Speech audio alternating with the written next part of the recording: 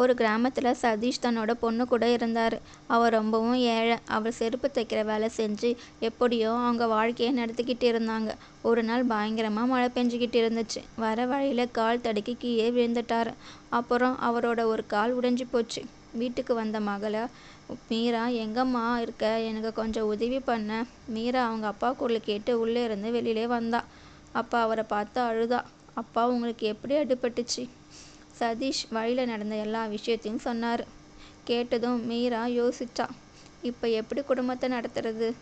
ஏற்கனவே கொஞ்சம் பொருள் தான் இருக்குது. அப்புறம் இன்னும் மழை பெய்யுது. வேலை தேடி கூட வெளியில் போக முடியாது. சதீஷ் வீட்டிலே இருந்து கொஞ்சம் தள்ளி கிராமத்து தலைவர் ராம்குமார் வீடு இருந்துச்சு. அவர் ரொம்ப பணக்காரர். அவருக்கு ஸ்ரீகாந்த்னு ஒரு பையன் இருந்தான். அவன் ரொம்பவும் திமிர் பிடிச்ச பையன்.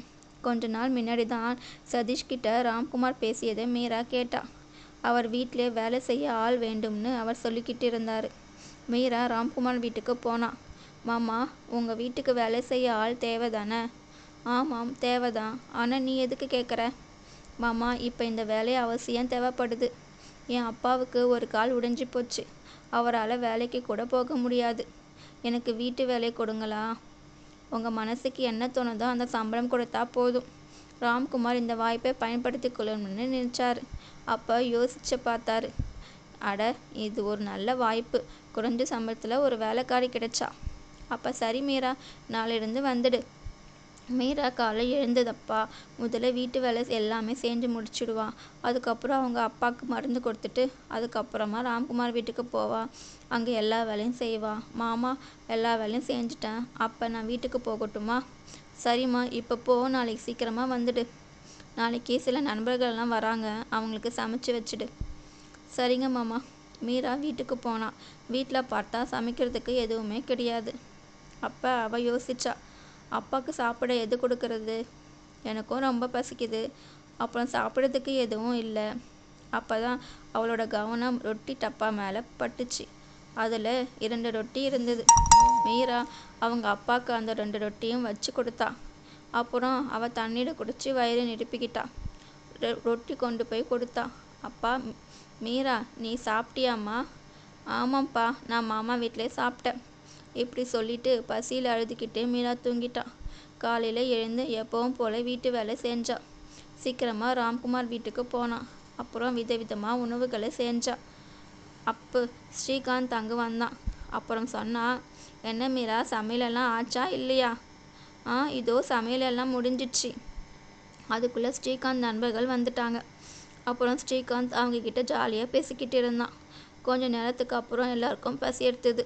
அப்போ தான் ஸ்ரீகாந்த் மீராவுக்கு குரல் கொடுத்தான். ஏய் மீரா, எல்லாருக்கும் சாப்பிட எடுத்து வை. இதோ எடுத்து வச்சிடுறேன். இப்படி சொல்லிட்டு மீரா உடனே சாப்பாடு எடுத்து வச்சா. ஸ்ரீகாந்த் அவன் நண்பர்கள் சாப்பாடு சாப்பிட்டாங்க. அதுக்கப்புறம் ஸ்ரீகாந்த் மீராவுக்கு குரல் கொடுத்தான்.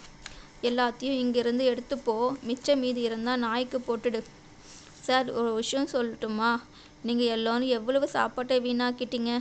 நமக்கு எவ்வளவு பசிக்குதோ அந்த அளவுக்கு தான் நாம் சாப்பாட்டை தட்டில் எடுத்துக்கணும். சாப்பாடு என்பது ரொம்ப அவசியமானது. நாம் அதை வீணடிக்கக்கூடாது. அதை கேட்டதும் ஸ்ரீகாந்துக்கு கோபம் வந்துடுச்சு. அப்புறம் அவன் சொன்னான், இது எல்லாம் என்னுடையது. இதில் எவ்வளவு சாப்பிடணும், எவ்வளவு மிச்சம் வைக்கணும்னு என்னோட இஷ்டம், புரியுதா? உனக்கு இப்போ இருக்கு பார், அப்பா வரட்டும்.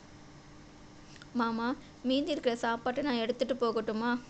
எப்படியும் இதை நாளைக்கு குப்பை தொட்டில் தான் போடுவீங்க. சரிம்மா. மறுநாள் காலையில் மீரா வந்தான். எல்லா வேலையும் முடிச்சுட்டு வீட்டுக்கு போகும்போது மீதி இருக்க சாப்பாட்டை எடுத்துகிட்டு போனான். அப்போ தான், ஏய், கையில் என்னது? அது ஒன்றும் இல்லைப்பா, மிச்சம் மீதி சாப்பாட்டை நம்ம குப்பையில் தானே போட போகிறோம். அதை தான் அவன் எடுத்துக்கிட்டு போகிறான். கொஞ்ச நாள் அப்புறமா மீரா ராம்குமார் கிட்ட சம்பளத்தை கேட்டா. அங்கே நின்றுக்கிட்டு இருந்த ஸ்ரீகாந்த் சொன்னா, எந்த சம்பளத்தை கேட்குற? தினைக்கும் இங்கேருந்து சாப்பாடெல்லாம் கொண்டு போகிற, அதுக்கு பணமாக கொடுக்குற? சார், அந்த சாப்பாட்டை எப்படியும் குப்பையில் தானே தூக்கி போட போகிறீங்க. அது ஒருத்தரோட பசியை போக்குச்சுன்னா கடவுள் உங்களுக்கு நல்லது செய்வார். பார்த்தீங்களாப்பா எப்படி பேசுகிறான்னு? அன்றைக்கும் என் ஃப்ரெண்டு வந்தப்போ அவங்கக்கிட்ட இப்படி தான் பேசினான். அப்பா, சாப்பாடோட சேர்த்து என்னவெல்லாம் எடுத்துகிட்டு போகிறாலோ தெரியல.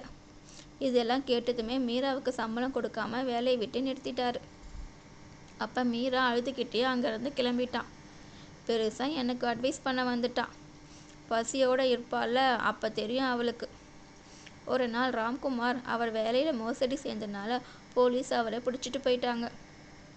போலீஸ் அவரோட வீடு நிலம் எல்லாத்தையும் பிடுங்கிட்டாங்க. இப்போ ஸ்ரீகாந்த் ரொம்பவே தனியாலாம் ஆகிட்டான். அவன்கிட்ட சாப்பிட எதுவுமே இல்லை.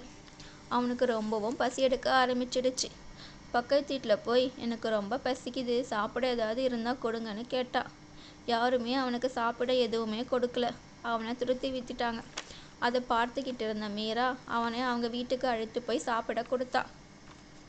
நான் உனக்கு எவ்வளவோ தவறு செய்தேன், அதையெல்லாம் நினைக்காம உங்கள் வீட்டுக்கு அழைத்து சாப்பாடு கொடுத்தன்னு மன்னிப்பு கேட்டான். நான் உன்னை மன்னிச்சிட்டேன். நான் உனக்கு சாப்பாடு எதுக்கு கொடுத்தேன்னா, எனக்கு பசினா என்னன்னு எனக்கு நல்லா தெரியும். பணக்காரராக இருந்தாலும் ஏழையாக இருந்தாலும் எல்லோரோட பசியும் ஒரே மாதிரி தான் இருக்கும்.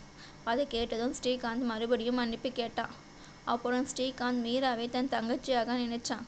அப்புறம் 2 பேரும் சந்தோஷமாக இருந்தாங்க.